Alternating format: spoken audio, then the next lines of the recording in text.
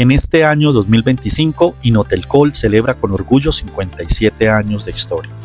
Una trayectoria marcada por la lucha, la amistad, la resistencia y sobre todo por la unión. Una unión que permitió superar una pandemia y seguir construyendo un mejor país, siempre en defensa y el fortalecimiento de la unidad gremial de la pequeña industria hotelera de Colombia. Tras los hechos trágicos del Bogotazo y el recrudecimiento de la violencia en el campo, miles de campesinos huyeron hacia la capital en busca de nuevas oportunidades. Llegaron principalmente de los departamentos de Tolima, Boyacá, Cundinamarca y Santander. La falta de hoteles y hospedajes en Bogotá obligó a muchos a buscar alojamiento en grandes casas y pensiones. Algunos lograron emplearse en fábricas e industrias, otros invirtieron lo poco que tenían en taxis y muchos se vincularon como porteros en pensiones, hospedajes y casas de alojamiento, lo que abrió una nueva oportunidad de negocio al vender sus tierras en el campo para transformar estas viviendas en hoteles de paso. En ese tiempo esta actividad carecía de clasificación oficial. Era mal vista por la sociedad y señalada por el gobierno distrital. Incluso se les llamaban desadaptados sociales. Y el funcionamiento de los negocios estaban únicamente bajo la autorización de la Inspección de Policía. Con la creación de la llamada Oficina de Desadaptados por el gobierno distrital de turno, comenzó una fuerte persecución. Allanamientos, abusos de autoridad, violaciones de domicilio, extorsiones y chantajes.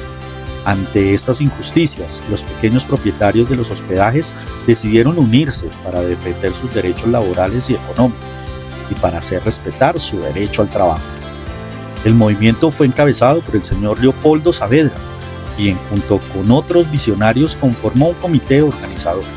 El 23 de mayo de 1968 se celebró una asamblea con 29 integrantes, entre ellos Leopoldo Saavedra, Eugenio Suárez, Isaí Amado, Florentino Amado, David Bermejo, Concepción Garay. Ese día se levantó el acta de fundación y se eligió una junta directiva profesional que, con Leopoldo a la cabeza, se dio como su primer presidente. Posteriormente, se designó una comisión especial para elaborar los estatutos y presentarlos al Ministerio de Trabajo en solicitud de personería jurídica.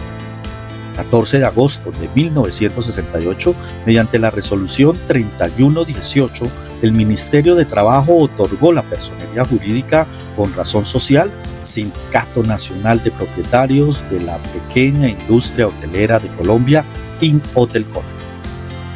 Tras este reconocimiento legal, se celebró la primera reunión oficial en la que se analizaron a fondo los problemas de los afiliados, entre ellos la arbitrariedad de las autoridades distritales, los funcionarios que exigían trámites excesivos, que negaban licencias de funcionamiento sin justificación y sellaban negocios, vulnerando el derecho al trabajo y a la dignidad de los pequeños hoteleros. Gracias a la asesoría jurídica y a la decidida actuación de la Junta Directiva, respaldada por toda la gremiación, se lograron importantes avances y soluciones frente a estas dificultades. El 9 de septiembre de 1986, el señor Leopoldo Saavedra Sandoval, tras 18 años de liderazgo, entregó la presidencia y el 23 de septiembre del mismo año asumió el doctor Teobaldo Angulo Guiza, quien como representante legal impulsó un crecimiento significativo tanto en lo numérico como en lo económico, a pesar de los acuerdos y decretos de la Secretaría de Gobierno del Distrito que en muchas ocasiones se mostraban en contra de la actividad del hospedaje. Con esta estabilidad alcanzada se logró contar con una verdadera asesoría jurídica y técnica que fortaleció la defensa del gremio. Con el tiempo, se comprendió que la palabra sindicato no reflejaba adecuadamente la naturaleza gremial de la organización y no era bien aceptada en los diferentes sectores oficiales y privados.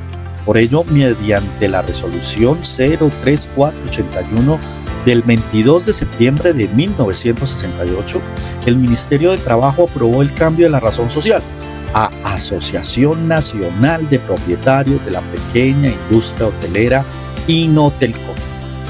Allí, la junta directiva quedó conformada por el presidente Teobaldo Angulo Guiza, vicepresidente Salvador Vega Moreno, secretario general Elibardo Angulo Traslaviña, tesorero Ernesto Amado Chacón, fiscal Isaí Amado Cadena, suplentes Segundo Pardo Ariza, Iselda Zárate, Ernesto Angulo Amado, Carlipo Angulo Amado y Félix Amado Amado.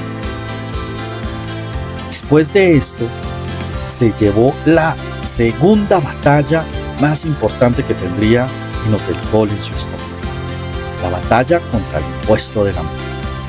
En 1987, el gremio libró una de sus más feroces luchas contra el Acuerdo 19 de 1987 del Consejo de Bogotá, que pretendía imponer un impuesto de 75.000 pesos mensuales por habitaciones a moteles, residencias, apartahoteles y similar. Días después, el acuerdo distrital fue demandado ante el Tribunal Contencioso Administrativo de Bogotá y Cundinamarca, el cual dio la razón a Inotelcol y derogó la medida.